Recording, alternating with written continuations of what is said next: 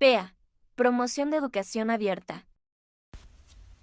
Bienvenidos al módulo 1 de tu plan de estudios, de la información al conocimiento. En este material abordaremos la primera unidad de tu libro titulada Aprender y lograr mis metas personales.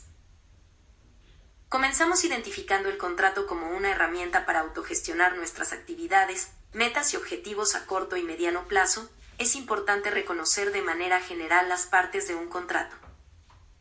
Encabezado, declaraciones, cláusulas y lugar y fecha. Con este ejercicio podrás identificar los elementos con los que cuentas para poder concluir tu bachillerato en línea. Ahora bien, es importante identificar los autores más importantes que nos hablan del desarrollo personal y las etapas para lograr el conocimiento. Los autores abordados en tu libro son: Erik Eriksen. Él nos habla del desarrollo humano, el cual trasciende por 8 etapas, las cuales pueden desarrollarse de manera antagónica. Todo este cúmulo de etapas consolidan las características de la personalidad de los individuos. El segundo autor es Maslow, psicólogo humanista. Postula que el ser humano debe cubrir ciertas necesidades, las cuales están establecidas de manera jerárquica. Dichas necesidades son necesarias para culminar en el último nivel, que es la autorrealización. Las primeras necesidades son de carácter fisiológico, como dormir, comer, respirar. El segundo nivel son aquellas necesidades de seguridad, económica, social, y la siguiente etapa de afiliación refiere al pertenecer a un grupo, relacionada con la penúltima etapa de reconocimiento. Involucran llevar a cabo todos tus proyectos personales, académicos, para así poder llegar a la etapa final, la autorrealización. El tercer autor es Howard Gardner, el cual establece que el ser humano es un ente con inteligencias múltiples, unas más desarrolladas que otras, pero deja atrás la idea que el ser humano es un ser con una inteligencia única. Segundo apartado de la unidad refiere al tema del bachillerato. El objetivo del apartado es que reconozcas los antecedentes y características generales del bachillerato, así como las diferencias de un sistema escolarizado y en línea. Nos menciona que el bachillerato es un nivel educativo con objetivos propios, y su finalidad esencial es generar en el educando el desarrollo de una primera síntesis personal y social que le permita su acceso a la educación superior. También establece que el bachillerato cuenta con 2 enfoques, uno propedéutico y otro profesional. El primero enfocado en materias de cultura general y cuyo objetivo es que el alumno ingrese al nivel superior. El segundo es un bachillerato cuyo objetivo es incorporarse de manera inmediata a la vida profesional, otorgándose un título técnico profesional. Actualmente, los planes de estudio se han enfocado en tener un enfoque bivalente, permitiendo tener al alumno desarrolladas habilidades tanto de cultura general y profesionales. Tercer apartado, perfil de egreso, marco curricular común. Nos menciona un concepto muy importante que debemos identificar, y es con el que se integra todo nuestro plan de estudio. El concepto de competencia, la cual se define como la capacidad que tiene una persona de ejecutar una tarea en una situación dada, articulando conocimientos, habilidades y actitudes. Es decir, movilizar nuestros conocimientos y aplicarlos a las tareas diarias. Tu libro establece que las competencias deben ser genéricas, profesionales y disciplinares. Ahora bien, comenzaremos con la unidad 2 de tu libro titulada Leer y escribir para aprender. Tu libro comienza abordándonos el concepto de leer y qué entendemos por leer.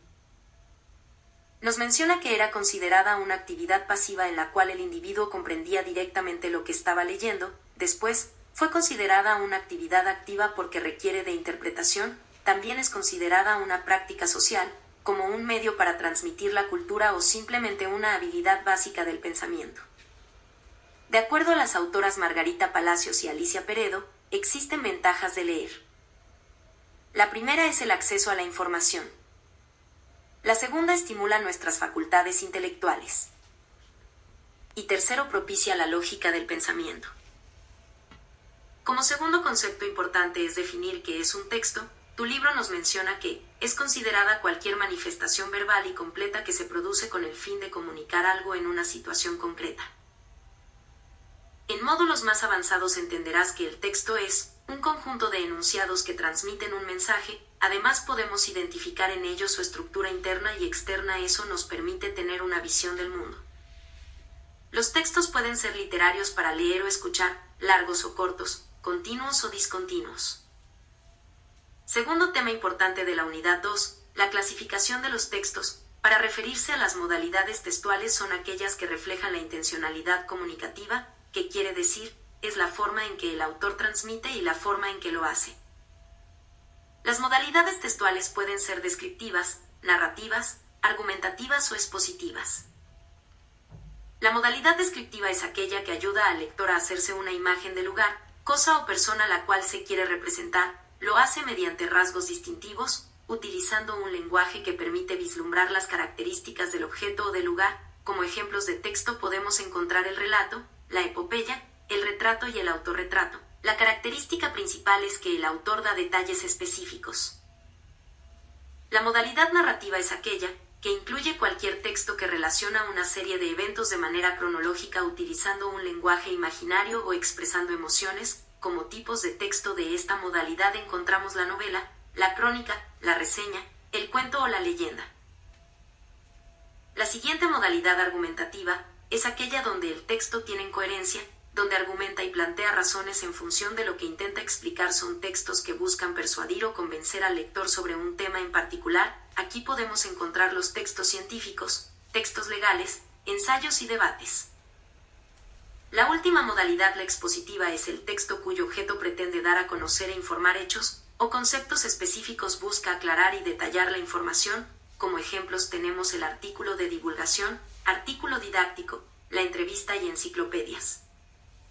Otro aspecto importante no abordado por el libro son las funciones del lenguaje.